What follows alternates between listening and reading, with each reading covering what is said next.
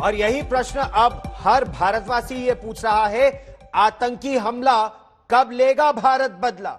जम्मू और कश्मीर में अमन चैन से वापसी से बौखलाए आतंकवादी और आतंक के आका एक बार फिर खून खराबे की साजिश में जुट गए हैं। आज सुबह अनंतनाग और बांदीपुरा में सुरक्षा बलों और आतंकवादियों के बीच जबरदस्त मुठभेड़ हुई। सुरक्षा बलों ने दोनों ही जगहों पर आतंकवादियों को मार गिराया, लेकिन पुंछ में सुरनकोट के पास सेना की एक सर्च ऑपरेशन पर गई टीम पर आतंकवादियों ने छिपकर घात लगाकर हमला कर दिया। घुसपैठियों की तलाश कर रही इस टीम में सेना के एक जूनियर कमीशन ऑफिसर जेसीओ समेत 5 सिपाही शहीद हो गए। कश्मीर में शांति लाना है, पाकिस्तान को सबक सिखाना है, कश्मीर में अमन लाना है, पाकिस्तान को सबक सिखाना है।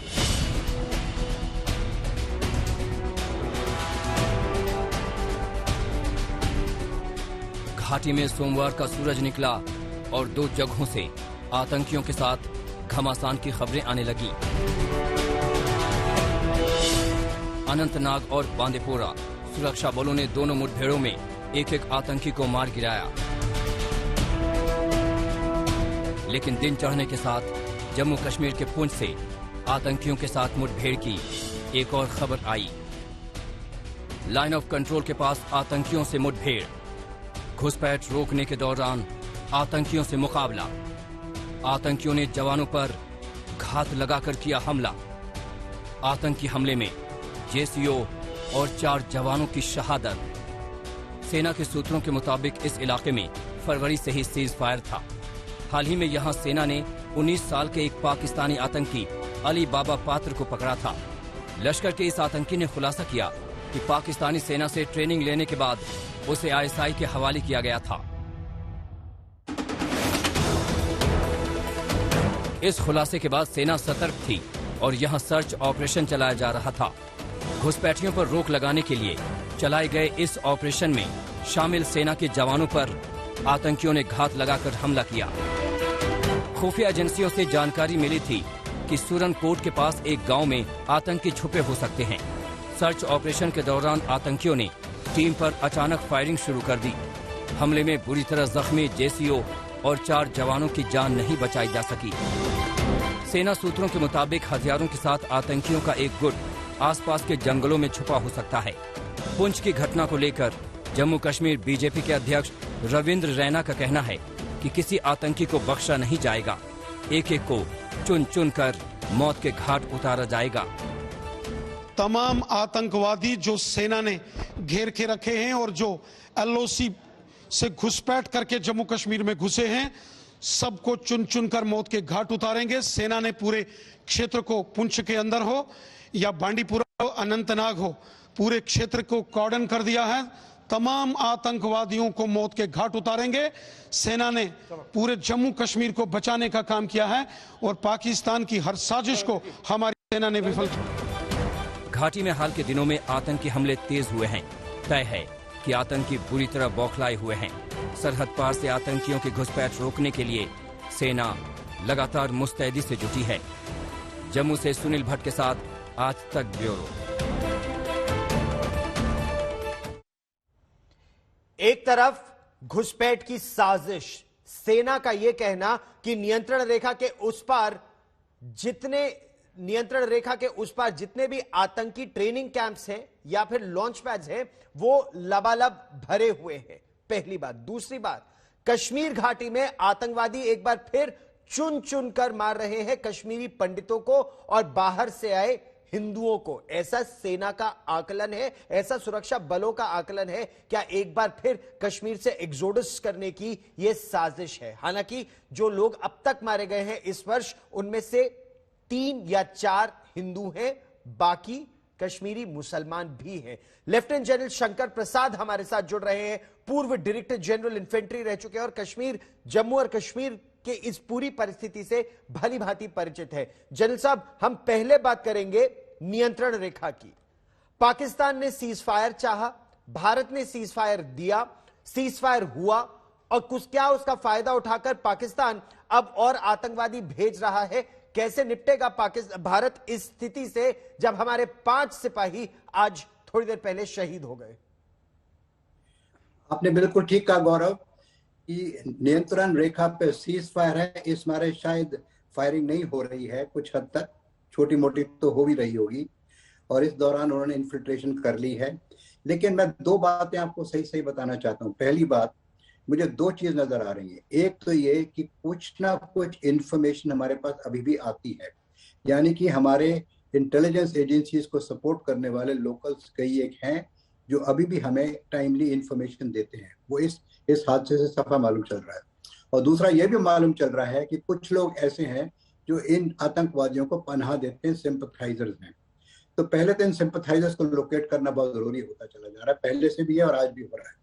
लेकिन असली बात यह है कि लाइन ऑफ कंट्रोल के पार जो ये सेना जो ये टेररिस्ट के कैंप्स बने हुए हैं, जिस तरह पहले हमने कुछ साल पहले एक पूरी ऑपरेशन किया था जी ओवर वाइड फ्रंटेज, उसमें काफी मिलिटेंट्स मारे गए थे। तो मुझे लगता है कि कुछ और तरीका, एग्जैक्टली सेम तरीका तो नहीं होना चाहिए, ना होगा, लेकिन कोई ना कोई इस तरह की तजवीज बनानी पड़ेगी। जनरल साहब एक बात बताइए, भारत के पास टेक्नोलॉजी भी है, साधन भी है, हम ये देख रहे हैं कि आतंकवादी उनको तब मारा जा रहा है या तो नियंत्रण रेखा पर या जब वो हमारे घर के अंदर घुस आए, जैसे सुरनकोट हो, बांदीपुरा हो, पुलवामा हो, अलग अलग भाग हो या लोकल आतंकवादी भी हो। अगर मैं पाकिस्तानी आतंकवादियों की बात करूं, अगर सेना को मालूम है लॉन्च पैड्स भरे हैं, अगर सेना को मालूम है कि लॉन्च पैड से आतंकवादी आ रहे हैं, आपके पास एक टेक्नोलॉजी है, तो खतरे को पाकिस्तान में ही क्यों नहीं न्यूट्रलाइज कर दिया जाता? जी आपने बिल्कुल ठीक कहा। हमारी जो पिछले 2-3 साल में काफी उन्नति हुई है हमारी सर्वेलेंस कैपेबिलिटी में, ड्रोन्स के जरिए और कई एक जरिए, तो हो सकता है कि ये भी एक टैक्टिक स्ट्रैटेजी हो भारत सेना की कि उनको फायर से ही बिना क्रॉस लाइन ऑफ कंट्रोल उनको न्यूट्रलाइज किया जाए। लेकिन एक जरूरी शुरू में ये कही थी कि चुन चुन के वो कश्मीरी पंडित्स को और हिंदुओं को मारने की कोशिश कर रहे हैं। इससे ये जाहिर होता है कि जो आर्टिकल 370 जो हमने इसको इसको नष्ट किया था या इसको नॉट एप्लीकेबल किया था और आर्टिकल 35 को हटाया था, उसके बाद से ये पूरी कोशिश रही है पाकिस्तान की किसी तरह से एक तरह से दोबारा वो माहौल क्रिएट किया जाए जिससे हिंदू और जो कश्मीरी पंडित्स हैं उनको वहां से परेशानी हो, वहां से निकलने की कोई ऐसी योजना बने। लेकिन ये पाकिस्तान को मालूम होना है कि सरकार नहीं है। आजकल की सरकार अपने पिछले महीने 2 महीने में देखा कि किस किस्म की वहाँ एडमिनिस्ट्रेशन हो रही है, और जो एडमिनिस्ट्रेशन आज हो रही है, बहुत भी जाते हैं वहां से, उनसे भी खबर आती है कि वहाँ इस समय जो एडमिनिस्ट्रेशन है वो बहुत गुना बढ़ चुकी है, बेटर हो चुकी है after the removal of these 2 draconian articles. नहीं, तो लेकिन इस समय प्रश्न ये होता है जनरल साहब, हम लोग तो सिविलियन है, जब हम लोग को इतना गुस्सा आता है, जब हम लोगों को इतना बुरा लगता है, जब 5 सिपाही हमारे शहीद हो जाते हैं पाकिस्तान प्रायोजित आतंकवाद में, तो सेना को तो और बुरा लगता होगा, देश का इस पर मनोबल पर असर पड़ता है। तो ऐसे सीज फायर का फायदा क्या जिससे हमारे सिपाही मारे जाएं और दुश्मन और ताकतवर होता जाए? तो जब यह सरकार विपक्ष में थी तब क्या कहा जाता था, एक के बदले 10 सर, तो क्या अब चुपचाप बैठे रहेंगे सभी लोग सत्ता में आने के बाद? जी नहीं, नॉट इवन वन बिट गौरव। आप तो कह रहे हैं कि फौजियों का खून उबलता है, मैं तो 20 साल से रिटायर होकर और इंसिडेंट की बहुत दूर बैठा हूं, आपको मालूम है, लेकिन मेरा भी इस समय खून उबल रहा है। मैं भी चाहता हूं कुछ इसका जवाब एकदम से तुरंत दिया जाए, और मुझे पूरी उम्मीद है जो आज की भारत सेना की लीडरशिप है, जिसको प्रेजेंट गवर्नमेंट ने पूरी छूट दे रखी है कि आप जिस समय जैसे चाहें जो अप्रोप्रिएट एक्शन समझते हैं उसको कीजिए, हमारी तरफ से आपको पूरी इसकी अथॉरिटी है, पूरी आपको छूट है। तो मुझे कोई शक नहीं है कि बटालियन कमांडर जो वहाँ होंगे, ब्रिगेड कमांडर जो वहाँ होंगे, डिव कमांडर जो वहाँ होंगे, और एक रिपोर्ट भी मैंने देखी थी आज सुबह कि काफी सीनियर ऑफिसर्स का एग्जामिन करने के लिए जगह पर पहुंच भी चुके हैं for understanding the situation better. तो वहां तो खून इस तरह से उबल रहा होगा कि अब आपको याद है जब पिछली दफा उरी हुआ था उसके पहले एक कितना बड़ा इंसिडेंट हुआ था कि कितने लोग हम लोगों ने पाकिस्तान के मारे थे उस समय जी। तो अगर इस समय जरूरत पड़ती है तो शायद सीज फायर भी तोड़ना पड़ जाए, उसकी भी कोई परेशानी नहीं है। सीज फायर ठीक है, अच्छा चल रहा है, बहुत अच्छी बात है, सिविलियंस के लिए अच्छी बात है, जो बॉर्डर एरिया में रखते हैं उनके लिए अच्छी बात, लेकिन जो इस समय खून उबल रहा है उसका आपने शुरू आपके प्रोग्राम में कोई बोल रहा था, मैं देख तो नहीं पाया था उसको, वो कह रहा था कि इसका बदला चुन चुन के एक एक को मारेंगे। तो उसमें कोई डाउट नहीं है गौरव, भारत सेना सक्षम है, भारत सेना को सफिशिएंट इसकी ट्रेनिंग है, इसकी मोटिवेशन है, इसकी इक्विपमेंट्स हैं, इसकी जानकारी के लिए सर्वेलेंस डिवाइसेस हैं। प्रश्न यहाँ ये उठता है कि भारत के ऑपरेशंस अभी भी डिफेंसिव है। एक सर्जिकल स्ट्राइक हो, एक बालाकोट पर एयर स्ट्राइक हो, उससे पाकिस्तान बाज आने वाला नहीं है। अगर यह तय है कि यह पाकिस्तान प्रायोजित आतंकवाद है, तो पाकिस्तान प्रायोजित आतंकवाद से निपटने के लिए अगर पाकिस्तानी सेना इसके पीछे है, तो हम ये डिफेंसिव ऑपरेशंस क्यों करें कि या तो वो नियंत्रण रेखा पर आ जाए तब उनसे डील किया जाए, या जब वो हमारे घर के अंदर घुस जाए तब उनसे डील किया जाए। क्यों नहीं पाकिस्तानी सेना और इन आतंकवादियों से पाक अधिकृत कश्मीर या फिर पाकिस्तान मेनलैंड में डील किया जाए? देखिए, मेनलैंड की तो बात मैं फिलहाल नहीं करना चाहता, क्योंकि that's a very major and very big issue. पर ये जरूर कहूंगा कि लाइन ऑफ कंट्रोल में, खासतौर से ऑपोजिट कश्मीर वैली, हमें अब जरूर कुछ ना कुछ प्यूनिटिव एक्शन लेना है। वो एक्शन लेना है जो पाकिस्तान सेना को भारी पड़ेगा। ये बात तो हम कई दिनों से कह रहे हैं, आपसे भी मेरी बात हो चुकी है इसके बारे में कि we have to go proactive, we have to increase the costs on Pakistan army. Jammu के बाद अब बात लखीमपुर खीरी हिंसा की। लखीमपुर हिंसा पर जबरदस्त किरकिरी के बाद भारतीय जनता पार्टी में अब चिंता दिख रही है। कोशिश डैमेज कंट्रोल की हो रही है। उत्तर प्रदेश बीजेपी के अध्यक्ष स्वतंत्र देव सिंह की नसीहत भी सामने आई है।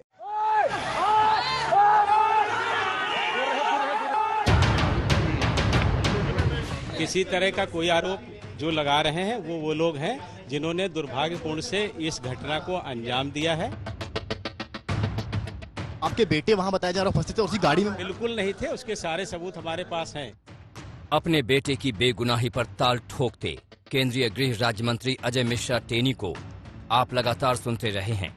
उनका बेटा गिरफ्तार हो चुका है, जेल जा चुका है, लेकिन अजय मिश्रा डंके की चोट पर अपने बेटे को निर्दोष निश्चल बताते रहे। हम लोग मानते हैं कि वो कार्यक्रम स्थल पर थे, घटना स्थल पर नहीं थे। ये हम लोगों को पता है। चलो चढ़ जाओ, पहुंच जाओ उनके पास। किया है, इसलिए वो पूछताछ के लिए गए हैं, है ना। किसी तरह की कोई ऐसी बात नहीं होगी। अगर बात होगी तो हम आपके साथ खड़े हैं, आपके साथ। अजय मिश्रा पिता हैं, बेटे पर आशीष बरसाना वाजिब है, लेकिन उनका ये पुत्र प्रेम अब बीजेपी को बुरी तरह कुरेदने लगा है। लखीमपुर हिंसा की छाया से खुद को मुक्त करने की बेचैनी बीजेपी में साफ साफ दिखने लगी है। यूपी बीजेपी के अध्यक्ष स्वतंत्र देव सिंह की नेतागिरी पर नई नसीहत आई है। नेता का मतलब भ्रष्टाचार नहीं, तो नेतागिरी का मतलब लूटने नहीं आए हैं, फॉर्चूनर से किसी को कुचलने नहीं आए हैं।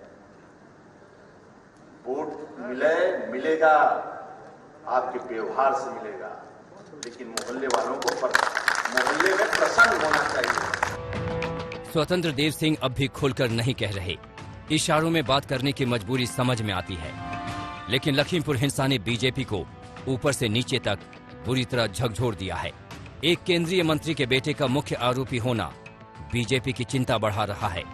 पार्टी विद डिफरेंस की ब्रांडिंग पर बट्टा जो लग रहा है, इसलिए पार्टी के राष्ट्रीय अध्यक्ष भी लखीमपुर के सवाल पर चिंतित हो जाते हैं। हम लोगों को भी इसमें केयरफुल होने की जरूरत है और ध्यान रखने की जरूरत है, लेकिन मैं फिर कहूंगा कि पार्टी की तरफ से और सरकार की तरफ से हम कोई भी ऐसी गतिविधि नहीं करते हैं जो लॉ एंड ऑर्डर को अपने हाथ में ले, और इसलिए जो भी इसमें दोषी होगा उसको हम उसके खिलाफ कड़ी कार्रवाई हो, ये योगी सरकार सुनिश्चित करे। ये अनुमान लगाना मुश्किल नहीं है कि बीजेपी के शीर्ष नेतृत्व की ये सख्ती और दो टूक संदेश मंत्री पुत्र पर भारी पड़ गया। यूपी में चुनावी नुकसान का जोखिम केंद्रीय मंत्री के रुतबे से 20 साबित हुआ और लखीमपुर में खूनी खेल का आरोपी कानूनी शिकंजे में दबोच लिया गया। लेकिन बीजेपी के लिए मुश्किलें यहीं खत्म नहीं हो रही। बेटा वाला अध्याय खत्म हुआ है तो पिता वाला मोर्चा अब भी यूं ही खुला है। कुमार अभिषेक, लखनऊ, आज तक। लखीमपुर हिंसा केस में अब विपक्ष के निशाने पर हैं केंद्रीय गृह राज्य मंत्री अजय मिश्रा टेनी, प्रियंका गांधी वाड्रा, अखिलेश यादव और असदुद्दीन ओवैसी सब के सब अजय मिश्रा की गृह राज्य मंत्री के रूप में बर्खास्तगी की मांग कर रहे हैं, क्योंकि उनका कहना साफ है, जब तक वो मंत्री रहेंगे निष्पक्ष जांच असंभव है।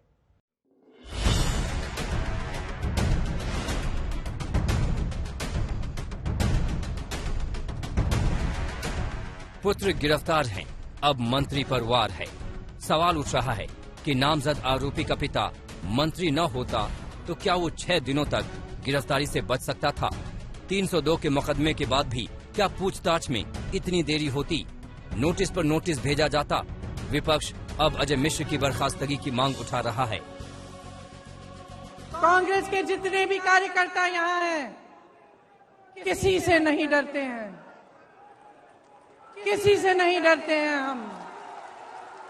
हमें जेल में डालिए, हमें मारिए, हमें कुछ भी कर लीजिए, हम लड़ते रहेंगे, लड़ते रहेंगे, लड़ते रहेंगे जब तक वो गृह राज्य मंत्री आपका इस्तीफा नहीं देगा, तब तक हम लड़ते रहेंगे। हम हिलेंगे नहीं, हम हटेंगे नहीं।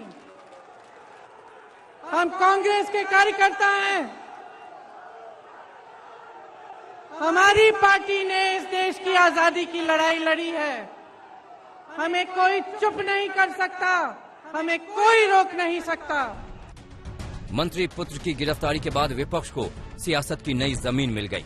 वो किसानों के लिए इंसाफ के नारे लगा रहे हैं, तो केंद्रीय मंत्री अजय मिश्र के इस्तीफे के लिए हुंकार भी भर रहे हैं। किसान संगठन भी अजय मिश्र के इस्तीफे पर अड़े हैं। उन्हें लगता है कि जब तक वो कुर्सी पर रहेंगे इंसाफ नहीं मिलेगा। सरकार अभी भी बचाना चाहती है। गृह राज्य मंत्री, उनका स्टेटमेंट ये आना कि मैं मंत्री तो हूं, सांसद भी रहा हूं, विधायक भी रहा हूं, लेकिन मैं कुछ और भी हूं। धमकी देना उन लोगों को जो किसान है, गरीब हैं। ये सरकार जो दावा कर रही है दमदार सरकार है। दमदार सरकार केवल ताकतवर लोगों के लिए है। प्रधानमंत्री एक लफ्ज नहीं बोलते, तो इसका मतलब क्या है कि प्रधानमंत्री को भी मालूम था ये हो रहा है, योगी को मालूम था। कैसे बोलते अब दिए जलाओ? जिसके घर में अंधेरा छाया हुआ है अब उनको कहते हैं। प्रधानमंत्री, प्राइम मिनिस्टर को उनको कैबिनेट से निकालना चाहिए। सीधा सीधा तो क्रिमिनल कॉन्स्पिरेसी है। इन दोनों ने मिलकर तय कर बाकायदा धमकी देकर एक साजिशन किसानों की हत्या की है। सीधा सीधा मंत्री के ऊपर गिरफ्तारी होनी चाहिए, उनको इसके अंदर एक्यूज बनाना चाहिए। जो मंत्री हैं वो 120B का मुलजिम है, उसको बर्खास्त करो और उसकी गिरफ्तारी हो। नहीं तो ये जांच को जब तक अगर अपने पद पर रहेगा तो जांच प्रभावित होती रहेगी। केंद्रीय मंत्री अजय मिश्र थार कांड में बेटे पर लगे आरोप को झुठलाते रहे हैं। बार बार दावे करते रहे हैं कि उनका बेटा मौके पर नहीं था, थार गाड़ी में नहीं था। बेटे की गिरफ्तारी के बाद उनके सारे दावे धरे के धरे रह गए। पूछताछ में बेटा भी नहीं साबित कर पाया कि वो मौके पर नहीं था। अब सवाल है कि क्या थार कांड की आंच उन तक पहुंचेगी? लखीमपुर से संतोष शर्मा, आशुतोष मिश्रा और अभिषेक मिश्रा के साथ आज तक ब्यूरो।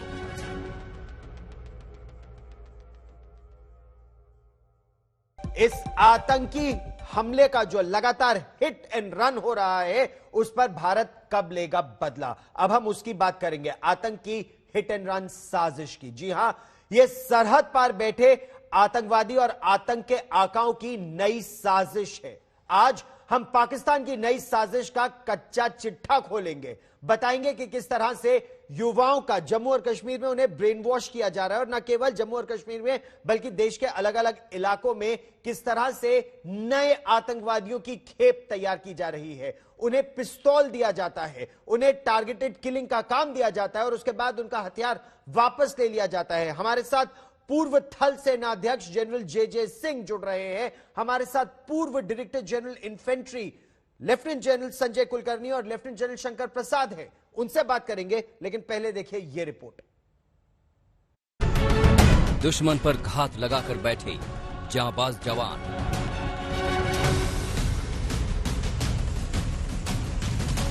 चप्पे चप्पे की तलाशी करते जवान,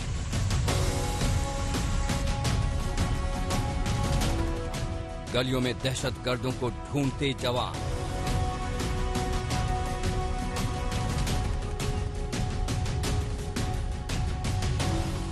आतंकवाद के नए संकट से जूझ रही कश्मीर घाटी की ये ताजा तस्वीर है। बांदीपोरा और अनंतनाग में 2 अलग अलग सर्च ऑपरेशन में सुरक्षा बल के जवानों ने 2 आतंकियों को ढेर कर दिया। बांदीपोरा में मारे गए आतंकी की पहचान इम्तियाज अहमद डार के रूप में हुई है। डार लश्कर-ए-तैयबा से जुड़े आतंकी संगठन TRF से जुड़ा हुआ था। शाहकुंड बांदीपुरा में एक नागरिक की हत्या के मामले में इम्तियाज अहमद डार की तलाश थी। इस मामले में आतंकियों के 4 साथियों की गिरफ्तारी पहले ही हो चुकी है। कश्मीर में पिछले हफ्ते 5 नागरिकों की हत्या के बाद सुरक्षा बलों ने ऑपरेशंस में तेजी लाई है। कल शाम एक छापामारी के दौरान एक मिलिटेंट कुकरनाग इलाके में मारा गया, जब अनंतनाग पुलिस की एक टीम ओवरग्राउंड वर्कर्स की गिरफ्तारी के लिए कुकरनाग इलाके में पहुंची। वहां पर गोलीबारी हुई, जिसमें एक मिलिटेंट मारा गया है, जबकि उसके कब्जे से एक पिस्टल और एक हैंड ग्रेनेड भी बरामद हुआ।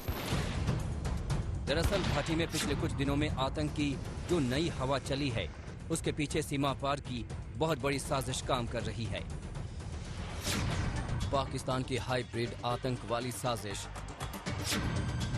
आतंकवाद की हिट एंड रन वाली साजिश, घाटी का माहौल बिगाड़ने की नई साजिश।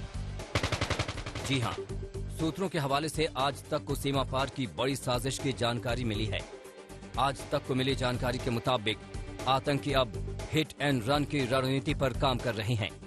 सूत्रों के मुताबिक सुरक्षा बलों और आम लोगों को निशाना बनाकर ये आतंकी ओवरग्राउंड वर्कर के साथ मिलकर काम करने लगते हैं। इसके लिए नौजवानों का ब्रेन वॉश कर आतंकी संगठन बड़ी तादाद में भर्ती कर रहे हैं। ये पार्ट टाइम मिलिटेंट्स जो होते हैं, ये लिस्टेड मिलिटेंट्स नहीं होते। मारने के बाद वो मेन स्ट्रीम में जाकर के मिल जाते हैं, यानी कि मारो और भागो, उसके बाद उनको दोबारा इस्तेमाल नहीं करते।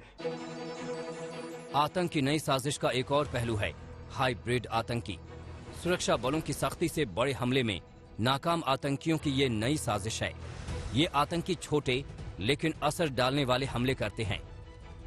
स्थानीय स्तर पर छोटी मोटी नौकरी या कामकाज में लगे युवाओं को ब्रेन वॉश कर हाइब्रिड आतंकी के रूप में तैयार किया जाता है। क्योंकि वो स्थानीय लोगों के साथ काम भी कर रहे होते हैं, इसलिए उन पर शक करना मुश्किल होता है। उन्हें छोटे हथियारों से लैस किया जाता है। टारगेट की हत्या कर वो आसानी से गायब हो जाते हैं।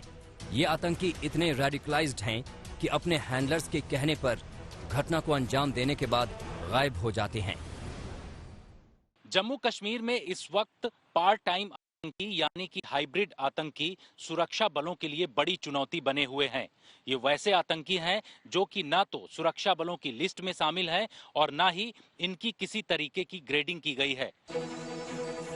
हाल के दिनों में LOC पर जितने हथियार पकड़े गए हैं, उनमें पिस्तौल, हथगोले जैसे छोटे हथियार हैं। The earlier terrorist-related incidents were firing at some CRPF post or road opening party, which is bad in itself, but is still understandable that you're fighting the security forces. But what is not understandable is why they're targeting innocent people who are going about their daily jobs and their livelihoods. And that is what is totally reprehensible and not acceptable at all. But it just goes to show their psyche, that they just want murder and mayhem. They don't want normalcy. They don't want people to lead normal lives. नई साजिश की भनक मिलने के बाद NIA और राज्य की पुलिस ने नए भर्ती आतंकियों की कमर तोड़ने के लिए ताबड़तोड़ ऑपरेशन शुरू किया है। शनिवार को NIA ने 16 जगहों पर सर्च ऑपरेशन चलाया। साफ है, देश के दुश्मन कितनी भी साजिशें रचे, सुरक्षा एजेंसियां उसे नाकाम करने के लिए तैयार बैठी हैं। किसी ने हिमाकत की तो खैर नहीं है। श्रीनगर से अशरफ वानी के साथ जितेंद्र बहादुर सिंह, दिल्ली आज तक। अभी तक सोचा यह जा रहा था कि जम्मू और कश्मीर में अनुच्छेद 370 हटने के बाद स्थिति तेजी से ठीक होती जा रही है। फिर पाकिस्तान के बारे में यह कहा गया कि पाकिस्तान कमजोर पड़ता जा रहा है। अब एकाएक इस तरह की घटनाएं। जनरल जे सिंह, आप थल सेना अध्यक्ष रह चुके हैं, क्या जम्मू और कश्मीर में और खासतौर पर घाटी में माइनॉरिटीज को, हिंदुओं और सिखों को टारगेट किया जा रहा है और क्यों आपकी दृष्टि में? गौरव, आपने सही बताया कि अब उनकी रणनीति है कि सॉफ्ट टारगेट्स और माइनॉरिटीज को अटैक करें, जो कि उन्होंने 1991 में भी किया था जब शुरुआत हुई थी इस आतंकवाद की। और इसका मकसद यह है कि लोगों में डर पैदा करना, दहशत पैदा करना। अगर दहशत पैदा की जाती है तो वो कामयाब दहशतगर्द हैं। तो इसलिए अब उनके जो हैंडलर हैं उन्होंने उनको कहा है कि आप इस तरह से अपना काम करिए कि लोगों में डर फैल जाए। और कई माइनॉरिटीज को जब अटैक किया है तो उनको वादी छोड़ने का एक धमकी दी जा रही है। तो मेरा मतलब कहने का यह है कि गवर्नमेंट की जो पॉलिसी थी वो बिल्कुल सही है कि कश्मीर को जुदा किया जाए, द वैली, और बाकी जम्मू एंड कश्मीर जो है, लद्दाख, जम्मू, उधमपुर एरिया, उसको अलग किया जाए। तो उससे क्या हुआ है कि कश्मीर की वादी में हमने काफी हद तक सूरत हाल नॉर्मल किया। अब उसी से परेशानी पाकिस्तान को हो रही है कि अगर कश्मीर में टूरिस्ट जाएंगे, अगर कश्मीर में नॉर्मलसी आ जाएगी तो फिर हमारा पूरा मूवमेंट फेल हो जाएगा। तो इसलिए मैं समझता हूं कि जो मैंने पहले कहा, हमारी जो रणनीति iron fist and velvet glove, उसको अमल में लाना है। जब आप आयरन फिस्ट और वेलवेट ग्लव की बात करते हैं तो प्रश्न यह भी उठता है कि स्वतंत्रता के लगभग 75 वर्ष बाद भी पाकिस्तान की तूती क्यों बोलती है? कौन है वो लोग जो रहते यहां हैं, गाते पाकिस्तान की है? 70-75 वर्षों में उनके खिलाफ ठोस कार्रवाई अब तक क्यों नहीं हुई? क्या अब हो रही है? जनरल जे जे सिंह, आपकी दृष्टि में? मेरी दृष्टि में अभी ये होगा, ये भविष्य में आपको दिखेगा। टाइम लगता है। डेवलपमेंट अगर कश्मीर वादी में हुई तो उसके साथ ही आजाद कश्मीर, सो कॉल्ड आजाद कश्मीर, वो अपने आप को जम्मू एंड कश्मीर, इंडिया के जम्मू एंड कश्मीर के साथ जोड़ना चाहेगा। तो मैं समझता हूं हमारी तरक्की को वो नहीं पसंद करते, हमारी नॉर्मलसी को वो नहीं पसंद करते, और हमारे लोग खुश हों तो वो भी नहीं पसंद करते कि इनको साधारण जीवन जीने का मौका मिल रहा है। अब पॉलिटिकल इंटरफेरेंस नहीं हो रही है, जैसे कि अब्दुल्ला फैमिली या मुफ्ती फैमिली या और कोई फैमिली जो थी जिन्होंने पॉलिटिक्स को बीच में शामिल करके आतंकवादियों की भी मदद की कई बार। तो मैं समझता हूं कि उन्होंने जो पॉलिटिक्स में वोट लेने के लिए लोगों को खुश करने की पॉलिसी थी वो अब खत्म हो गई है।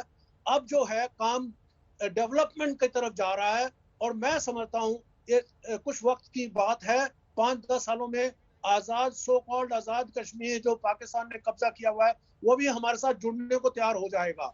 लेकिन स्थिति तो इस समय यह हो रही है कि आतंकवादी और आतंक के आका, अगर ये पाकिस्तान में बैठे आईएसआई के लोग हैं, अगर ये पाकिस्तान की सेना है, जो भी लश्कर तैयबा, जैश ए मोहम्मद है, वो अपनी टैक्टिक्स बार बार बदल रहे हैं। अगर वो आतंकवादियों को इन्फिल्ट्रेट नहीं करा पा रहे बड़ी संख्या में, जनरल साहब, इससे पहले कि मैं जनरल संजय कुलकर्णी और जनरल शंकर प्रसाद को भी लाऊं, एक प्रश्न और, तो इनके खिलाफ क्या कार्रवाई होनी चाहिए, क्या कार्रवाई हो रही है? जनरल संजय कुलकर्णी ने जिक्र किया था हाइब्रिड टेररिस्ट का, कि लोकल लड़के दिन में कुछ और भी काम कर सकते हैं, नौकरी कर रहे होंगे, शाम को पिस्तौल उनके हाथ में थमा दी, टारगेटेड किलिंग करने को बोला। इससे कैसे निपटा जाए? जनरल जे जे सिंह। गौरव, बहुत अच्छा सवाल है आपका।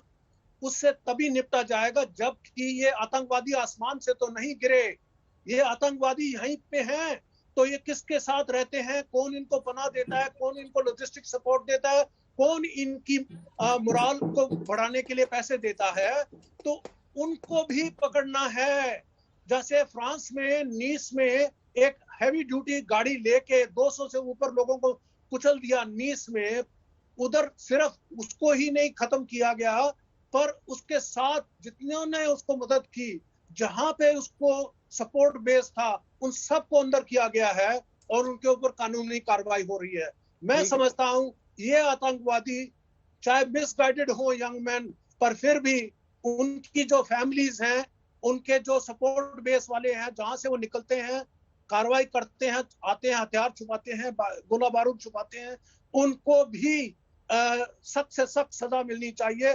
फौलादी मुक्के से उनको भी पेश होना चाहिए हमारे तरफ से, और ये होगा। शंकर प्रसाद और आपने एक गौरव एक और बात before you give it to other speakers जी, जो आपने कहा कि ये सीमा जो है हमारी एलसी उसके इस तरफ होगी या उस तरफ होगी, मैं कहता हूं दोनों तरफ होगी हमारी कार्रवाई, और बहुत सख्ती से पाकिस्तान को सबक सिखाया जाएगा।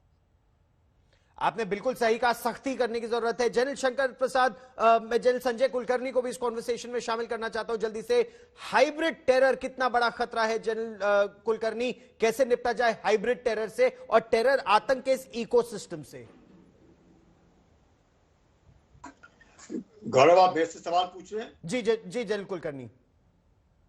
ये जो लोकल मिलिटेंट्स हैं और ये जो कार्रवाई हो रही है कश्मीर के अंदर, इसका एक ही है, this is extremely low cost and high return. मकसद है एक को मारो और हजारों को डराओ, 90 की याद दिलाओ। अब जब कश्मीरी धीरे धीरे कश्मीर घाटी में जा रहे हैं और अपनी प्रॉपर्टीज लेने की कोशिश कर रहे हैं, ये उनसे बर्दाश्त नहीं हो रहा। लोकल जो वहां पे जिन्होंने उनकी प्रॉपर्टीज ले रखी हैं, तो इसके अलावा भी अब आप देखें जो बाहर के लोग हैं, अब वो देख रहे हैं, चाहे आर्टिकल 370 के एब्रोगेशन के बाद जबरदस्त वहां पे फर्क पड़ा है, टूरिज्म डेवलपमेंट, लेकिन इसके बावजूद भी चंद एक लोग घाटी के अंदर हैं जो पाकिस्तान के के साथ शायद उनकी तारें जुड़ी हुई हैं। यही कारण है कि वहां के जो मिलिटेंट्स हैं, चाहे वो आईएसआईएस खुरासान ग्रुप हो या फिर अलकायदा हो, वो यहाँ के भारत में जो स्लीपर सेल्स हैं उनके ताल्लुकात में है, और वो इस तरह के इन पर अंकुश लगाने की जरूरत है। और आपने एक बहुत बड़ी बात उठाई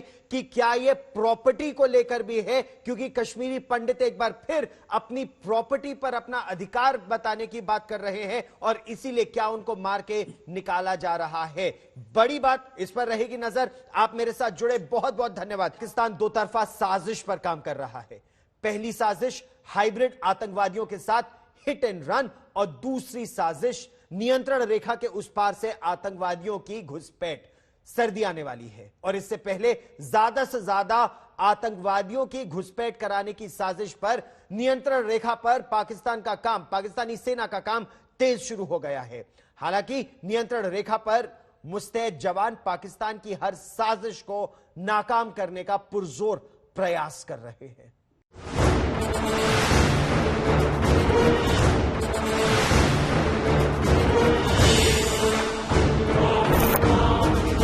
क्या श्रीनगर के लाल चौक पर तिरंगे की इस झांकी से बौखला गया पाकिस्तान?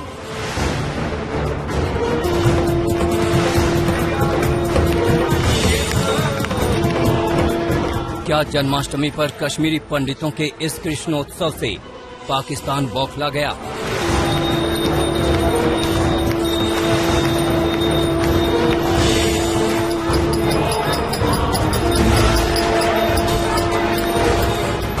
पाकिस्तान घाटी में अमन की बहाली से बौखला गया है।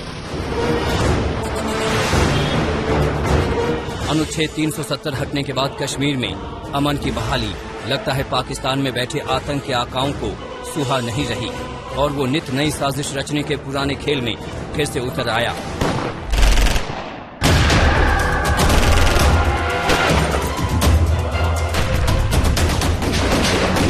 पिछले महीने में उरी में एलओसी पास घुसपैठ करने की कोशिश में पकड़ा गया अली बाबर नाम का 19 साल का आतंकी इसका जिंदा सबूत है।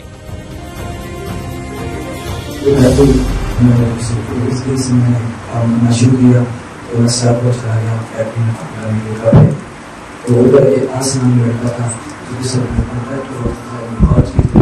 तो उसके साथ वो लश्कर तैयबा के लिए 22 साल के लिए बैठे करते काम करता था। तो मुझे नहीं पता था, तो उसने मुझसे कहा कि कोई ऐसे थी ऐसे भी आते भारतीय सुरक्षा एजेंसियों के सामने अली बाबर ने पाकिस्तान का सारा काला चिट्ठा खोल दिया था। दरअसल हाल के दिनों में आतंकियों की घुसपैठ कराने की पाकिस्तान की सारी साजिश नाकाम रही है। इसलिए आईएसआई ने हाइब्रिड आतंकी और हिट एंड रन वाली साजिश पर काम शुरू कर दिया है। गुरुवार को श्रीनगर के स्कूल में मारे गए एक सिख और एक कश्मीरी पंडित शिक्षक की हत्या उसी साजिश का हिस्सा माना जाता है। देखने में ये हमले छोटे लगते हैं, लेकिन इसके पीछे कश्मीर का अमन चैन और भाईचारा खत्म करने की भयंकर साजिश है। दहशत का माहौल पैदा करने के निशाने से इस तरह की कार्रवाई जो है, और कम्युनल रंग देने के लिए ऐसी किलिंग्स को, ताकि आपसी भाईचारा जो जहां पर कश्मीर में आपस में लोगों का है उसको नुकसान पहुंचे, उसको ठेस पहुंचे, उस तरह के इरादे से जहां पर हो रहा है, जो जहां का लोकल अथॉस और वैल्यूज है उसको निशाना बना रहे हैं। मुझे लगता है कि इनको जल्द ही बेनकाब करने में पुलिस कामयाब होगी। हाल के दिनों में आतंकियों ने 23 लोगों की हत्या की। इनमें सभी आम नागरिक हैं। सबसे ज्यादा 8 लोगों की श्रीनगर में हत्या हुई। पुलवामा अनंतनाग में 4 लोगों को मार डाला गया। कुलगाम में आतंकियों ने 3 लोगों का कत्ल किया, तो बारामूला में 2 और बड़गाम और बांदापुरा में 1 लोगों को निशाना बनाया। वक्त आ गया है कि दुनिया के सभी देशों को मिलकर पाकिस्तान के खिलाफ मिलिट्री एक्शन करना चाहिए। पाकिस्तान मानवता का कातिल है। पाकिस्तान ने बार बार कश्मीर घाटी के अंदर मानवाधिकारों का हनन किया है। इस साल अब तक आतंकियों ने 26 नागरिकों को निशाना बनाया, तो वहीं 25 सुरक्षा बलों को भी शहीद किया। आतंकियों की ये बौखलाहट इससे समझा जाता है कि 2021 में ही सुरक्षा बलों ने ऑपरेशन कर 134 आतंकियों को मार गिराया। इन सब के बावजूद पाकिस्तान सुधरने का नाम नहीं ले रहा। धारा 370 हटाए जाने के बाद न सिर्फ आतंकियों पर सख्ती बढ़ी है, बल्कि पाकिस्तान के नापाक मंसूबे को नाकाम करने के लिए LOC और अंतर्राष्ट्रीय बॉर्डर पर सुरक्षा भी पुख्ता की गई। आज तक ब्यूरो।